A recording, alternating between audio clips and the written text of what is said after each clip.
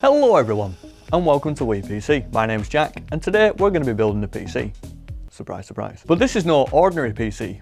Oh no, this is a PC, but smaller. And pink. So if you like small pink things, stick around. Before we get into the Dinky Pinky PC build, can I please ask that you like and subscribe? It really helps us out a lot, and you did just hear a northerner with a neck tattoo say Dinky Pinky. Where else are you ever going to get that? Let's get into it then. From the ground up then, I'm going with the Aorus X570i Pro Wi-Fi from my motherboard. This motherboard is ITX, but still packs all the features you could ever need. PCIe Gen 4, USB 3.1 Gen 2, and an actively cooled NVMe M.2 slot. This motherboard supports Ryzen 3000 series CPUs out of the box, but a BIOS update will extend that compatibility to 5000 series. Speaking of, the CPU. I went with the Ryzen 5 3600X. This 6-core 12-thread gaming CPU comes in with a base clock of 3.8 GHz and a max boost of 4.4. More than capable of handling most games these days, as when it comes to gaming, the GPU does most of the heavy lifting in most cases. We are using the stock cooler on this one, because the case we're using doesn't allow for vertical GPU mounting with an AIO. Male sheep then. You get it? RAM. And I've gone, obviously, with the Corsair Vengeance RGB Pro. 16GB of the stuff actually. Clocked in at 3200 MHz. Plenty enough to support our CPU, and with 16GB you won't be needing to upgrade anytime soon. And it is RGB. We love RGB. Now the moment of truth. The case reveal. And here she is.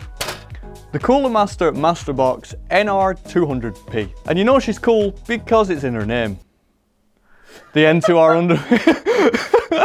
The NR200P comes with a whole host of features, mainly being its modular design, support for vertical GPU mounting, support for water cooling, USB 3 and audio on the front I/O, and just look at it, it looks so good.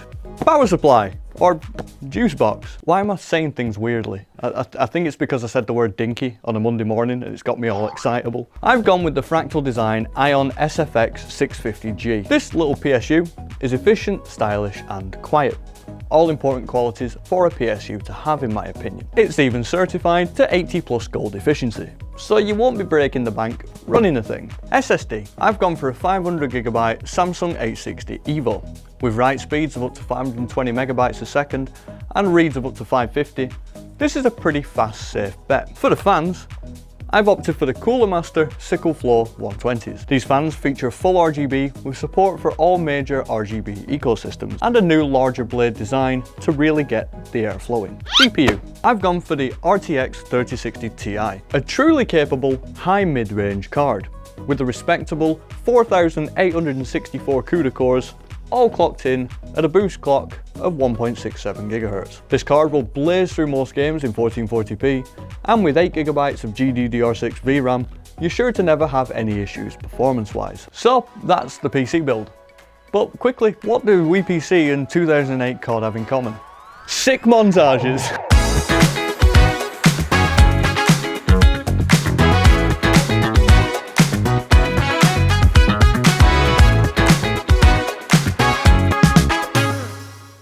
So that about does it for the build. Let's throw it into some benchmarks, but not throw it too hard because it's very small and light. So here we are in some benchmarks. As you can see, the Dinky PC does pretty well in Splitgate. Splitgate is a relatively new first-person shooter, and I wanted to try it out on our little Dinky PC. I'm trying something new here. I'm only really showing the relevant footage and resolutions and settings that this PC should be capable of. This is why you're only going to see one resolution per game. It should be representative of the PC's capabilities. So we get a comfortable at least 164 FPS average, with 1% of 82 and 0.1s of 14 in Splitgate. Stutters are present here, but that is usually the case in multiplayer games anyway. Not too shabby at all. Next up then, bit of a weird one, Gas Station Simulator in 1440p. Gas Station Simulator is pretty badly optimised, but the Dinky PC does kinda make short work of it. We are getting well over 60 FPS in Gas Station Simulator, despite its poor optimisations. We get a decent 69 FPS average, with 1% of 10 and 0.1s of 4, Again, stuttering is present, but that's just due to the game's poor optimization.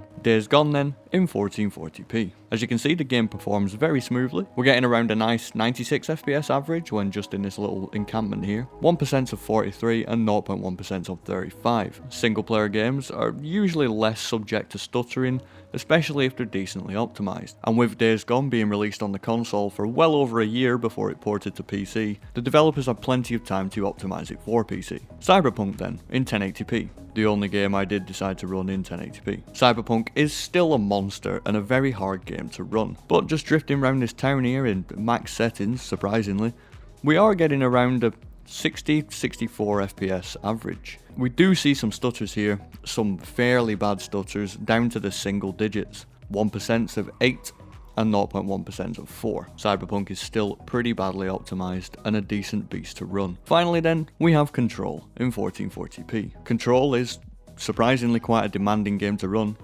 and it does look beautiful, so it's not too hard to understand why it's so hard to run. We do get a decent frame rate here, about 74 FPS average, 1% of 62 and 0.1% of 59. There you go then, a pretty great little PC.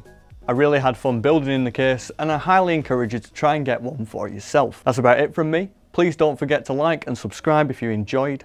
This has been Jack from WePC. Thank you very much for watching, guys, and I'll see you in the next one.